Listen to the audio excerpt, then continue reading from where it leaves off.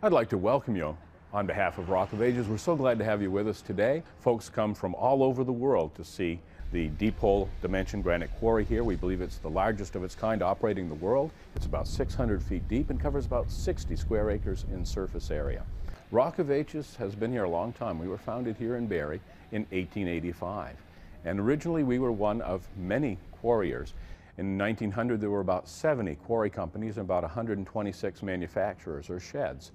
Over time, particularly during the flood of 1927 when rail was damaged for months, some of the smaller companies couldn't survive, and then later the crash of 1929 and the lingering depression caused many other companies to go out of business. So the industry consolidated, as many industries did in those days. So today, Rock of Ages is the only quarrier of Barrie Grey granite and Bethel white granite in Vermont, and we are one of about 25 or 26 manufacturers here in the Barrie area. And Barrie is noted as the memorial capital of the U.S.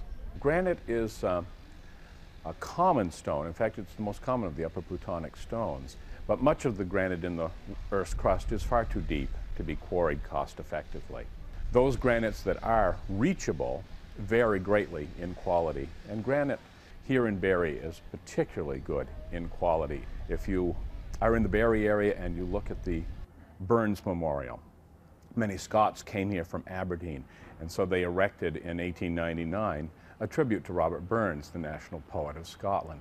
And the figure is amazing, but if you look at the pedestal on which it is situated, each face has a high relief carving on it, and it's some of the finest and smallest carving you're going to find in granite anywhere in the world. And that is possible because of the tight grain of the granite diorite here in Barrie. The State House in Montpelier was the first commercial building ever built from Barrie granite. It was constructed in the 1830s. And other state houses in the U.S. have Vermont granite. Pennsylvania State House has our Woodbury Grey granite in it. And then our Bethel white granite from Bethel, Vermont is commonly used for architecture and is used in buildings around the world. I think one of the more prominent buildings I can think of right offhand is the Natural Science Museum for the Smithsonian is clad in our Bethel white granite.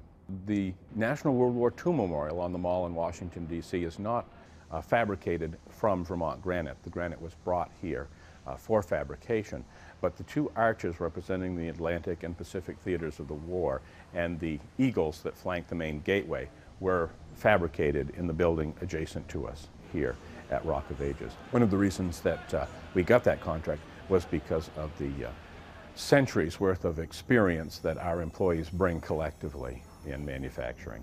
I'm Mike Selly. I carve granite statues, monuments. Actually, I'm a second generation sculptor. My father did the same thing. He retired maybe 2 or 3 years ago. And I believe his grandfather worked in the quarries as a family monument, just a cherub on top of a stone. Basically, they start with an idea, which is this design right here. And then we work from that. We get just a piece of paper, a piece of stone, a rock. And then we come up with a contour to saw it out. Then I had some guys help me break the rock down roughly with big like sledgehammers. You can have some roses in the front. The roads are going to be raised off eventually. The background and middle will be pushed back like this. Those will probably take 3 or 4 months to complete. Barrie granite is about the best for carving any type of monument to me, because it's very predictable how it breaks and cuts. A lot of stones you can hit in one spot and it's going to break, a huge chunk off or something unpredictable. Barrie's very predictable. Well, the very first pioneers were mostly English-speaking peoples that settled Vermont from New Hampshire, Massachusetts, Connecticut. But the industry prior to the U.S. Civil War remained very small, basically for 2 reasons. Granite's very hard, so it was difficult for them to cut with the hand tools that they had, and it's very heavy. Barrie granite's about 166.7 pounds a cubic foot, so it's very difficult to transport. So as long as they had to rely on hand star drills for the cutting and on horse and wagon and walk and tackle systems for moving the stone, they were limited in range as to what they could do. But by the 1870s, cutting equipment had really improved, and they had steam drills that worked quite effectively. That really improved the way that they could cut the stone. And in 1875, rail came to Barrie, and then that opened up a national transportation system for them. So in the last quarter of the 19th and the first 2 decades of the 20th centuries, the industry just blossomed, and thousands came from all over the world seeking jobs here in Barrie's granite quarries and in the finishing factories that we refer to as sheds even today. The first wave of immigrants came from Aberdeen, Scotland, which at that time was an important granite producing area.